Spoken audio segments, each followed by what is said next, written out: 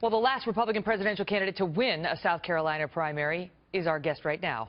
Newt Gingrich is the former Speaker of the House and author of Duplicity. Great to see you. Thank you for being here tonight. Nice to be with you. What do you make of the fact? I mean, Ted Cruz's campaign is going nuts with this Wall Street Journal poll. They are touting this, you know, loud and clear. Oh, sure. It's strange to have. I mean, we don't know whether it's an outlier or the beginning of something.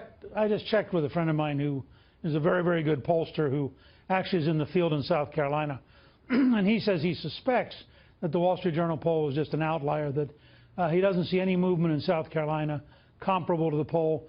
Certainly in Nevada, where Trump has more support than the next three candidates combined, that doesn't seem to fit the poll. But I think Carl Cameron, I started to say campaign Carl Cameron because I've known him for so long. You know, Carl is exactly right. What matters right now is what happens on Saturday, both in Nevada for the Democrats and in South Carolina for the Republicans.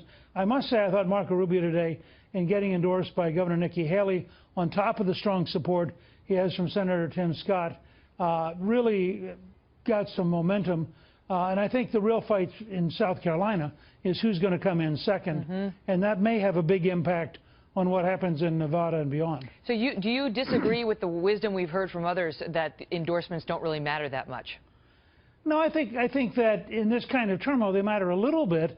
And frankly, if you're virtually tied, you know, a little bit can be pretty good. She's so popular. She's very popular, and she, of course, has been remarkable the last 6 months.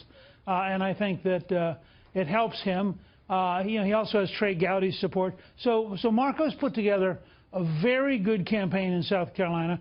Nobody expects him or Cruz to be able to come in first. I think my biggest disappointment, frankly, isn't the lawsuit, although I do think the idea of Ted Cruz deposing Donald Trump, and as an attorney, I'm not an attorney, but as an attorney, you must just think of that as the circus doesn't get better. But I'll tell you my disappointment. But it's awesome, too. Yeah. My disappointment, though, is not a single Republican has barked. I mean, I think that we owe it to the Democrats to have at least one barking candidate to match up with Hillary Clinton. So literally, yes. Just for the viewers who aren't aware, he is speaking literally. Hillary Clinton has started barking on the campaign trail.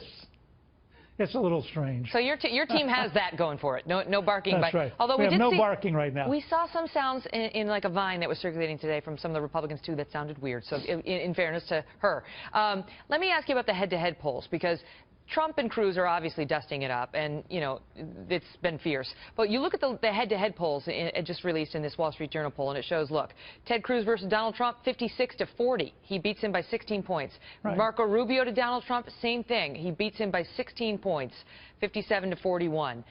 Is this what's accounting for the frustration we're seeing from the sort of non-Trump fans in the Republican Party, who they feel like the rest of the Republicans, other than Trump, can't get their act together? Look, I think that there will be enormous pressure after South Carolina on everybody except Rubio and Cruz. They're clearly, right now it's a three-way race between Trump, Cruz, and Rubio. And Trump's challenge, I mean, he's been, and let's be clear, he has been brilliant. I mean, I have never seen anybody who's never been in politics before been able to manage from June 16th, when he announced, to today, the way he has consolidated a base and been the front runner. His challenge is he's done it in a style which creates a ceiling. And unless he finds a way to soften that some, sooner or later he'll be in a one-on-one race. And then he'll be in trouble, because he's not adding much above about 40%. And 40% in a 5- or 6-way race is a lot. 40% in a 2-way race is called defeat. Before I let you go, you won South Carolina. You had that amazing debate with CNN, which was just, I mean, the crowd is basically on its feet in your favor after that. There is another debate before we get to Super Tuesday. There's actually a couple of them. But how important do you think that these forums are that these candidates are putting themselves through? And do you believe that this time around South Carolina will predict the winner, as it usually has, but unfortunately did not in your case, unfortunately? Well, I would say a couple of things. One, I think that debates particularly have a negative effect more often than positive. So, for example, Trump did not show up in Iowa, and I think that was a mistake. I think Iowans resented it, and I think that it gave Rubio a chance to shine, and it showed up if you saw the results in the Iowa caucus. On the other hand, Rubio had a really bad night in New Hampshire, and it showed up in the New Hampshire event. So I do think they can have an effect.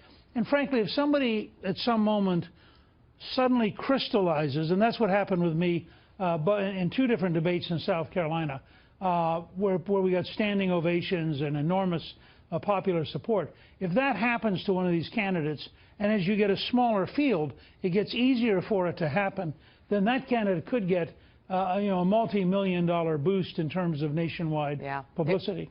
It was an electric moment. Mr. Speaker, it's always great hearing from you. Thanks for being here. Thanks. Good to be with you.